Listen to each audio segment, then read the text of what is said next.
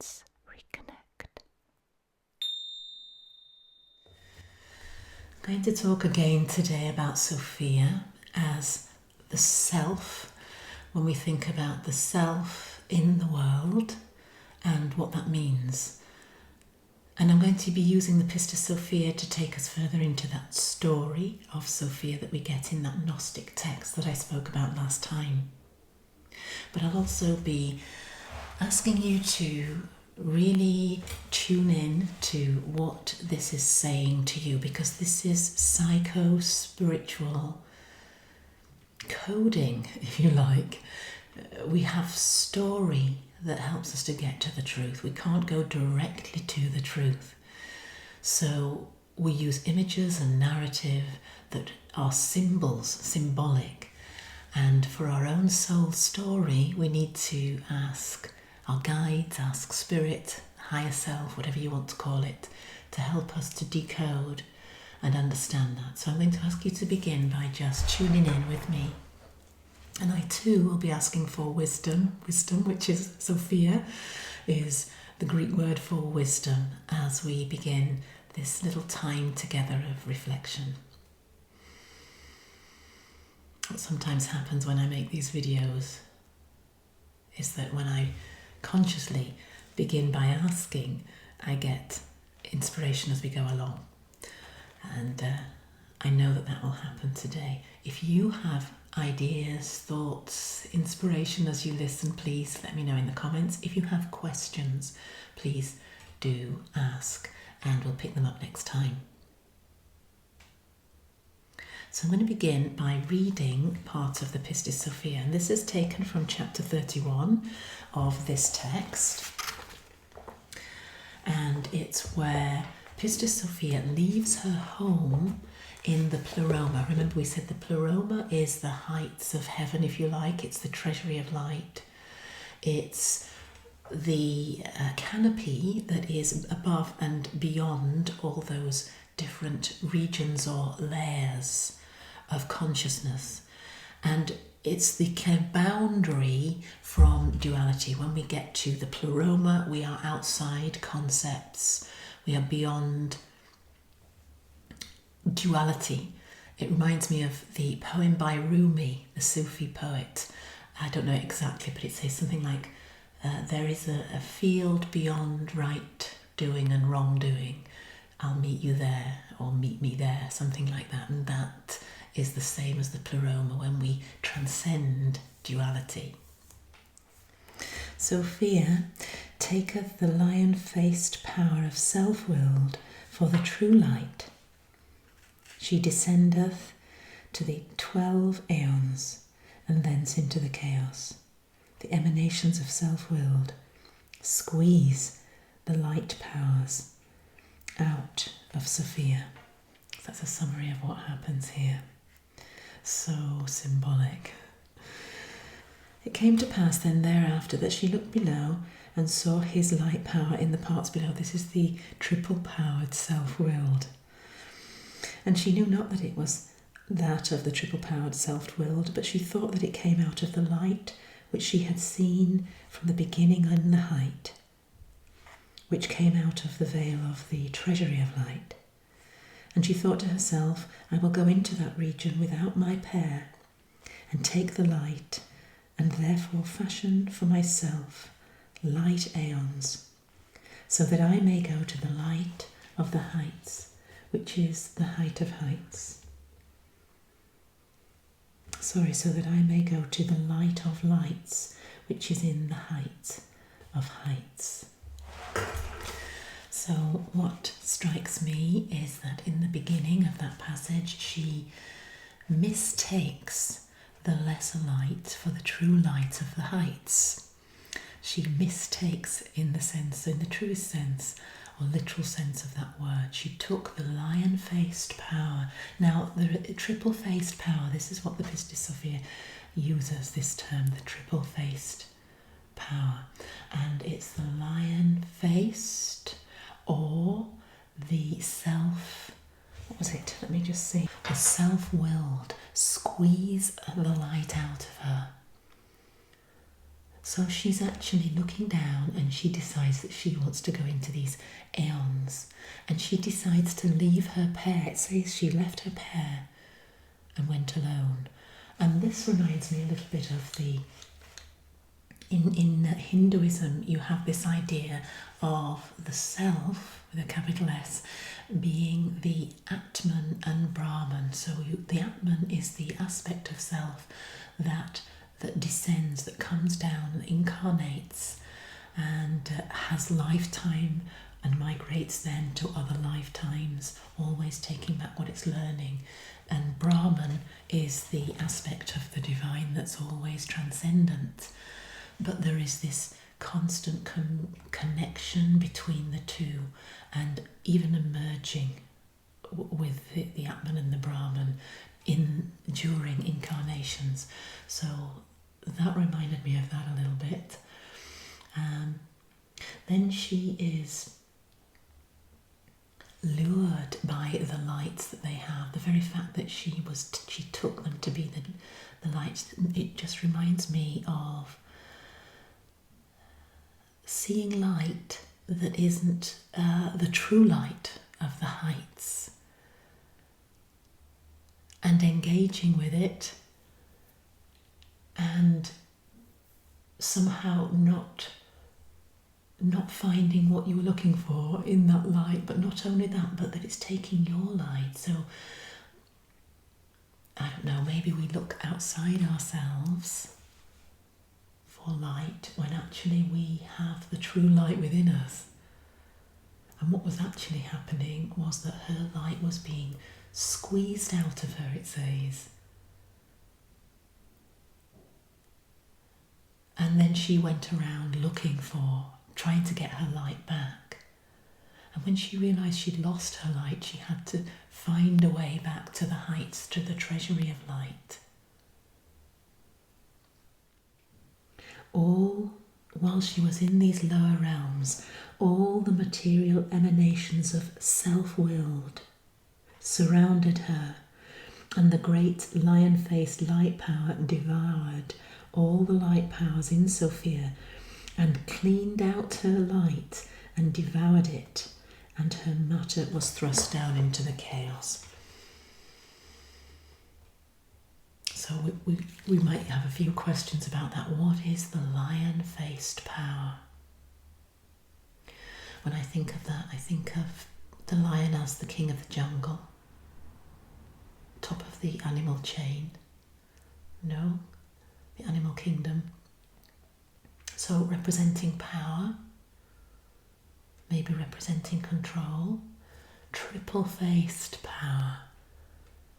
That's interesting because that almost reminds me of like the Trinity. Maybe this is talking about the lesser light that was an emanation of the true light originally, and that we've talked before about how all religion starts off as a mystical experience, and then it becomes an organized religion, and then it becomes institutionalized, and then it becomes attached to the state. And when it gets to the point of politics, and we're in the workings of the material, we're quite a long way from the original mystical experience that was the true light, because it's somehow corrupted in materialism. Okay, this is why people often thought that Gnosticism saw the world as being corrupt and always trying to escape the world.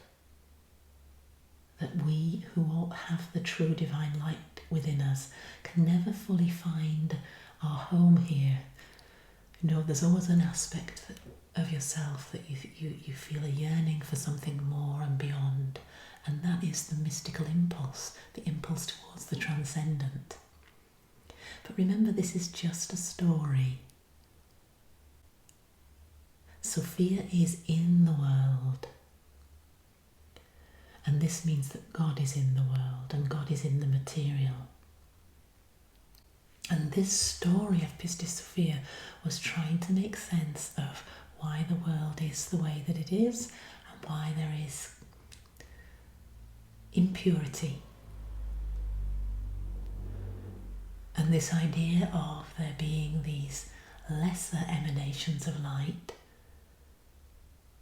that are somehow corrupted by their selfishness. There's a hint of selfishness in the self-willed one. So that the motivation is for self, and self-willed maybe being following one's own agendas rather than God's will, the higher will for the all, believing the illusion of separation so that we are in competition with one another. And you get that sense in the story that the archons are competing. Certainly they see Sophia and they want her light, so they try to rob her light. It's almost as though, it says she had the light squeezed out of her. You get the sense in some of the language that it's as though she is abused. She puts her trust in, she's lured in by the shininess of the archons and what they have to offer in this world of form, in these layers and world of form. Okay, so they're in the formless state. There's nothing to see or interact with. There's nothing to react against. There's no duality. As we descend into form, down these eons, down these layers, it becomes interesting because form arises, and then we have the perception of others to interact with and engage with, and that creates drama, and that's engaging, and it's creative and it's exciting. And so this is what Sophia wanted. She wanted to experience.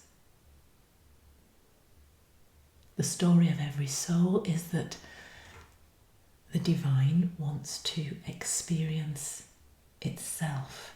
And because in the Pleroma there is only unity, there is no perspective to experience.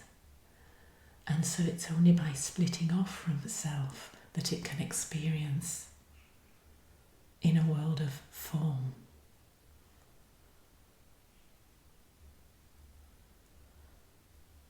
But in these lower realms of form, people believe the lie. People are deceived and believe the illusion of separation. And then comes the self-will to control and to take from others, to somehow progress oneself, to promote oneself, to advance, to have self-advantage. And that's always wounding to the other when we behave like the lions. Okay, so we're back to the lions and the idea of the survival of the fittest in the jungle, and it's the lion that is the king because he's the top of the food chain. Okay. And that same energy of domination and control is what is characteristic of the lower forms of religion that are emanations, but they're not the true light. Okay.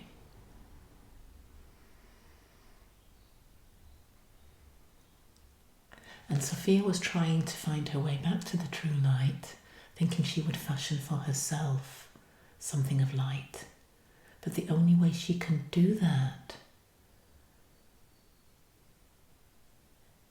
is to resource herself from what she finds in these lower layers, lower levels. So she's looking for things outside of herself when in fact she has the pure light inside herself.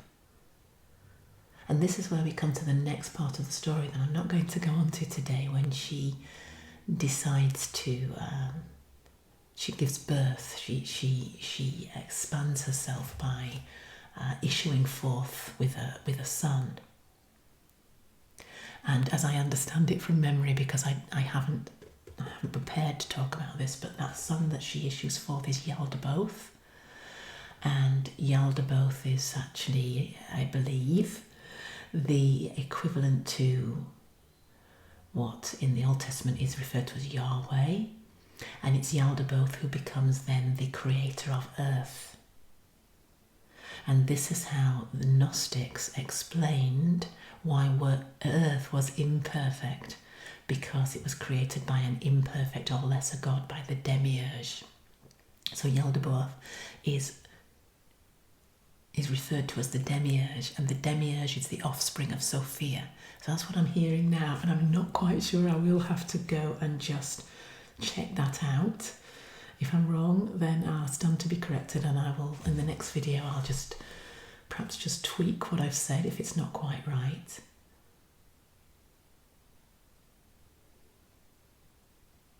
Okay, anything more to add?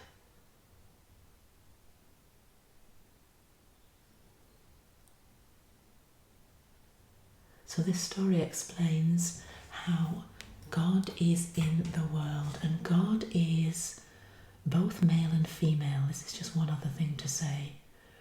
In the world. So the Christ story of the Christian gospel uses the male pronoun because it comes out of that patriarchal tradition from the lineage of Judeo-Christianity.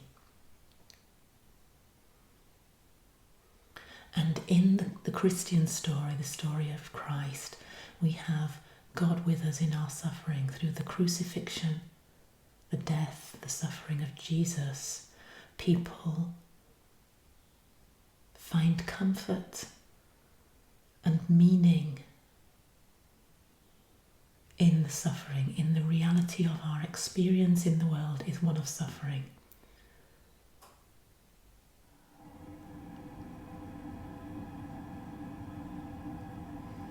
Has the heating just come on?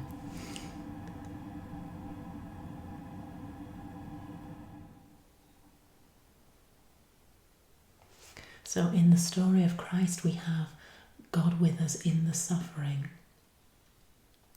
And this gives meaning to the reality of our experience of life, which is one of toil and suffering, and sometimes crucifixion. And it gives rise to faith, because out of that, going in it and through it, comes resurrection, new life, rebirth.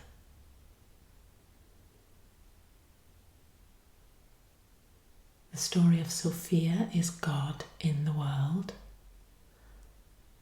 using a female pronoun. The important thing to know is that these aren't two aspects of God. There isn't a male and a female version or aspect of God, because God is indivisible, God is the whole. And in truth, God transcends gender. God is neither and both, male and female. And so we have two stories. One was suppressed historically. The female, the feminine divine was suppressed in favour of the male version, which is the story of Jesus Christ. But indeed, Jesus Christ is Sophia Wisdom. The two are one. They are not different emanations of God. The two are one and the same. And depending on our story, depending on where we are at in the story and what is happening to us, what we are experiencing, these uses of language will be meaningful to us. For women who are abused and feel powerless and feel dominated and feel that they are used as assets, slavery and rape violence against women, this is where Sophia becomes a very meaningful symbol.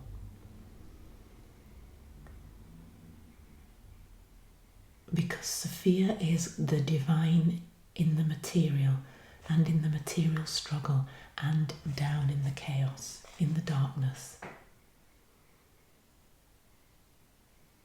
And that is God. God is in that. And God is returning to the light of the heights. And interestingly, in the story, when we looked at it last time, it was when Sophia saw and when she was just at the doorway of the 13th aeon, she went at the 12, and then she was at the treasury of light, and gate of the treasury of light, and she saw Christ. She saw Jesus, and she called to him for his help. She recognized his true light. And so that represents the joining of the male and the female in helping humanity to cross over into the new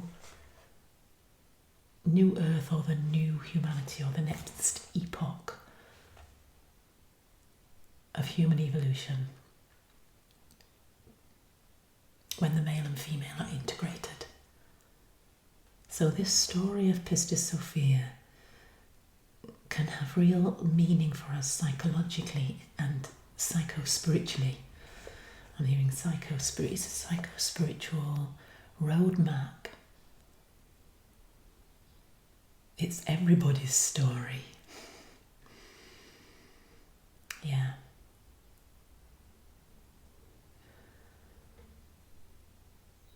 And it's the archons that rule over each of the different layers that Paul refers to when he talks about the principalities and powers of this dark age. And these archons aren't beings as such with power of their own. They only exist through taking light from people. It's like they're like vampires of light. They get their energy and they get their power from the light in others. And we overcome the power of the archons not through fighting them, but through understanding. And then we can take back our light. We don't give it away so freely. And that way we empower ourselves to ascend and return to our true home. Okay. So what are these archons? How might we interpret those for our life today, rather than just being part of some ancient kind of mythology? That's what we'll look at next time. Okay? So thank you for joining me for this little reflection, exploration. And if anything spoke to you, let me know in the comments. If you have any questions, ask. And we'll continue to explore together.